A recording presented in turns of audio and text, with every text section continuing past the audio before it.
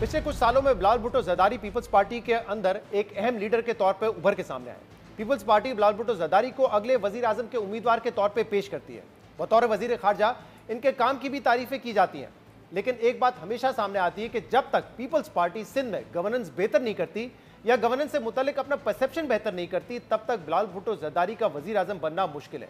इसी तासुर को बेहतर करने के लिए बिलावल भुट्टो जरदारी वक्तन फवक्तन तरक्याती मंसूबों का ऐलान करते हैं, मगर शायद बिलावल भुट्टो जरदारी को भी इल्म नहीं है कि जिन मंसूबों का वो ऐलान करते हैं और जो मंसूबे उनकी हिदायत पर सिंध हुकूमत ने शुरू कर रखे हैं, उसमें किस तरह के सवालात और इल्जामात लगाए जा रहे हैं। ऐसा ही एक मंसूबा सिंध सोलर एनर्जी प्रोजेक्ट के तहत सिंध के अवाम को सोलर होम सिस्टम्स देने का था, जिसमें गैर शफाफियत और बेजाब्तगियों के संगीन मामलात सामने आ रहे हैं। ये वो मंसूबा है जिसका ऐलान बिलावल भुट्टो जरदारी ने अपनी इलेक्शन मुहिम में किया था कि अगर वो वजीर आजम मुंतखब होते हैं तो मुल्क में 300 यूनिट फ्री बिजली देंगे। बिलावल भुट्टो का वजीर आजम बनने का ख्वाब तो पूरा नहीं हो सका, जिसकी वजह से वो पूरे मुल्क में तो 300 यूनिट बिजली मुफ्त नहीं दे सके, लेकिन सिंध हुकूमत ने पिछले एक साल से कराची समेत सूबे के 30 अजला में हजारों मुस्तहिक घरानों को सोलर होम सिस्टम देने का सिलसिला शुरू कर रखा है, जिसके पहले फेज में वर्ल्ड बैंक से कर्ज लेकर तकरीबन 2 लाख घरों को सोलर सिस्टम देने का दावा किया जा रहा है। मगर मजबूरी तौर पर 28 अरब रुपए मालियत के इस मंसूबे के पहले फेज में गैर शफाफियत और ताखीर समेत दीगर अहम सवालात और एतराज़ात उठ रहे हैं। खासतौर पर सेनेटर सैफुल्लाह अबड़ो की ज़ेर सदारत सेनेट की कायमा कमेटी में इस मंसूबे को लेकर कई अहम सवालात उठाए गए, और जब हमने कायमा कमेटी में उठने वाले सवालों के बाद इस मामले की जांच करना शुरू की, मंसूबे की बारीकियों को जानने के लिए तहकीक शुरू की, तो हमारे सामने मंसूबे में अरबों रुपए की मुबैना बेजाब्तगियों, ठेकों में गैर शफाफियत और दस्तावेजी रिकॉर्ड में रद्दोबदल के मजीद कई मामला सामने आए, जिसकी पूरी तफसील दस्तावेजी शवाहिद के साथ आज प्रोग्राम में आपके सामने रखेंगे। वाज़ेह है कि सिंध हुकूमत ने पिछले साल जुलाई में कम आमदन वाले ऑफ ग्रिड या 100 यूनिट से कम बिजली इस्तेमाल करने वाले घरानों को सोलर होम सिस्टम फराम करने का ऐलान किया था, जिसके अगले माह यानी अगस्त में इब्तदाई तौर पर 2 लाख घरानों को सोलराइज करने का हदफ रखा गया। सिंध हुकूमत के मुताबिक Sindh solar energy power project इसका फ्लैगशिप मंसूबा है, जिसके तहत बेनजीर इनकम सपोर्ट प्रोग्राम में शामिल घरानों को सोलर होम सिस्टम्स फराम किए जा रहे हैं, जिसमें सोलर पैनल, बैटरी, एक डीसी पंखा, 3 एलईडी बल्ब और मोबाइल फोन चार्ज करने की सहूलत शामिल होगी। और सिंध हुकूमत की जानिब से एक मुकम्मल सोलर होम यूनिट की तखमीनी लागत तकरीबन $208 यानी कि तकरीबन 55,000 रुपये बताई गई है। हमारा सिंध सोलर एनर्जी प्रोजेक्ट है, उसका एक अहम कंपोनेंट है जिसमें हम सिंध में 2 लाख घरों को सोलराइज करने के लिए हम उनको सोलर होम सिस्टम्स देंगे। पहले 50,000 अक्टूबर के महीने में इंस्टॉल हो जाएंगे सोलर सिस्टम्स, और सोलर एनर्जी के प्रोजेक्ट्स तो हमने ये सिंध सोलर एनर्जी प्रोजेक्ट जो है वर्ल्ड बैंक असिस्टेड प्रोजेक्ट है, जिसके ज़रिए हम कर रहे हैं, और इसका पूरा एक मैकेनिज़्म रखा है ताकि इसको ट्रांसपेरेंट तरीके से दिया जाए। और ये जो 2 लाख हम सोलर होम्स प्रोवाइड कर रहे हैं, इसके अंदर भी कुछ हिस्सा लोगों का भी होगा, इसलिए कि हम चाहते हैं कि ओनरशिप हो। मेरे ख्याल है 7 से 10,000 के दरमियान उनकी इन्वेस्टमेंट होगी रुपए की, बाकी हुकूमत सिंध उनको प्रोवाइड करेगी। अहम बात यह कि इस पूरे मंसूबे के लिए सिंध हुकूमत को वर्ल्ड बैंक की जानिब से $10 करोड़ यानी तकरीबन 28 अरब रुपए की फंडिंग हासिल है, और सिंध हुकूमत के मुताबिक इस मंसूबे की निगरानी भी खुद वर्ल्ड बैंक कर रहा है। मगर इसके बावजूद मंसूबे पर सवालात और एतराज़ात सामने आए।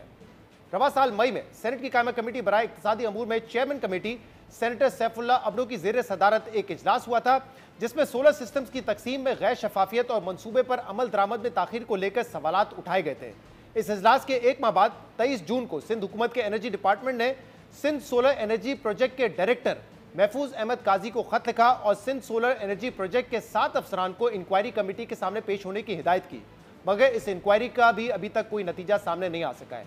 हमने भी इस मामले पर प्रोजेक्ट डायरेक्टर महफूज काजी का मौक़िफ़ जानने के लिए उनसे रब्ता किया, मगर उन्होंने सरकारी मुलाजमत की वजह से मामले पर ऑन रिकॉर्ड तबसरे या अपना मौक़िफ़ देने से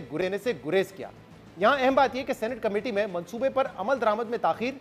NGOs के किरदार और BISP के तहत तकसीम को लेकर सवालात उठाए गए थे, मगर मामला सिर्फ मंसूबे में ताखीर या सोलर सिस्टम की तकसीम में गैर शफाफियत का नहीं है, बल्कि मामला इससे कहीं ज़्यादा संगीन नजर आता है, जिसकी तफसील आज हम प्रोग्राम में पहली बार आपके सामने रखने जा रहे हैं। अहम बात यह कि सिंध हुकूमत के मुताबिक इस मंसूबे के फेज 1 के तहत 2 लाख सोलर होम सिस्टम्स लोगों में तकसीम किए जाएंगे, जिसकी फी यूनिट कीमत $151.31 है, जिनमें अगर $56.3 के टैक्सेस को शामिल कर लिया जाए तो यह तकरीबन $208 यानी कि 55,000 रुपए फी यूनिट बनता है। और इस मंसूबे पर वर्ल्ड बैंक से कर्जा लिया जाएगा, जो बिलाखिर अवाम की जेबों से ही वापस किया जाएगा। मगर हमारे पास जो शवाहिद मौजूद हैं, उससे जाहिर होता है कि सिंध हुकूमत अवाम को जो सोलर सिस्टम फराम कर रही है, इसकी मुबैना तौर पर असल कीमत $151 से बहुत कम है। यानी जितनी सोलर किट्स की असल कीमत है, उससे ज्यादा वर्ल्ड बैंक से कर्ज लेने का मामला सामने आ रहा है। सबसे पहले बात करते हैं सिर्फ सोलर किट्स की, और इस हवाले से कुछ अहम दस्तावेजात आप अपनी टीवी स्क्रीन पर देख सकते हैं। इस वक्त निजी कंपनी का कोटेशन डॉक्यूमेंट आपकी स्क्रीन पर मौजूद है। इसमें निजी कंपनी ने सिंध हुकूमत को सोलर होम सिस्टम की फी यूनिट $112.44 की कीमत कोट की थी, जो टैक्सेस और ड्यूटीज मिलाकर $151.79 बनती है। और इस सोलर होम सिस्टम में controller, battery, LED light, LED cable, PV cable, mounting structure समेत मोबाइल चार्जिंग के लिए एक यूएसबी केबल शामिल है।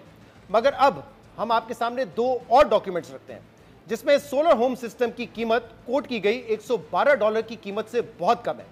पहला डॉक्यूमेंट जो इस वक्त आप अपने स्क्रीन पे देख रहे हैं, वो उस निजी कंपनी की कमर्शियल इनवॉइस है, जो सिंध हुकूमत के मुताबिक सोलर सिस्टम्स तकसीम करने वाली 3 कंपनियों में से एक है। और इस डॉक्यूमेंट में आप देख सकते हैं कि इस कंपनी ने 24 अक्टूबर 2024 को 20,808 सोलर होम सिस्टम इंपोर्ट की, लेकिन इनकी जो फी यूनिट कीमत है वो $112 नहीं, वो सिर्फ $23.4 है। यानी असल कीमत कोटेड प्राइस से तकरीबन 5 गुना कम है। अब आपके सामने कस्टम्स की बिल ऑफ एंट्री का डॉक्यूमेंट रखते हैं, जिसमें देखा जा सकता है कि गैर मुल्की निजी कंपनी ने पाकिस्तान में मकामी कंपनी को $23.4 फी यूनिट के हिसाब से 20,808 किट्स एक्सपोर्ट की हैं। जिसके बाद अब सवाल यह है कि चीन से दरामद एक सोलर किट की असल कीमत और तखमीना लगाई गई कीमत में इतना बड़ा फर्क क्यों है? इस हवाले से हमने इस गैर मुल्की कंपनी से इसका मौक़िफ़ जानने के लिए राब्ता किया, मगर बार बार राब्ता करने के बावजूद इस गैर मुल्की कंपनी ने हमें कोई मौक़िफ़ नहीं दिया। लेकिन इस मंसूबे से जुड़े सवालात और एतराज़ात यहीं तक महदूद नहीं है, क्योंकि सोलर किट के साथ इंपोर्टेड सोलर डीसी पंखा देने का भी दावा किया गया है। मगर हमारे पास जो दस्तावेजात मौजूद हैं, उससे यह मामला सामने आता है कि जो पंखे अवाम में तकसीम किए जा रहे हैं, वो इंपोर्ट नहीं किए गए, बल्कि ये पंखे पाकिस्तान में ही खरीदे गए, जिनकी तस्वीर इस वक्त आपके सामने स्क्रीन पर है। और अहम बात यह कि मुबैना तौर पे जाली डॉक्यूमेंट बनाकर इन्हीं पंखों की इंपोर्ट दिखाई गई, जिसके जरिए बाद में सिंध हुकूमत से जाली ड्यूटीज और टैक्सेस भी क्लेम किए गए।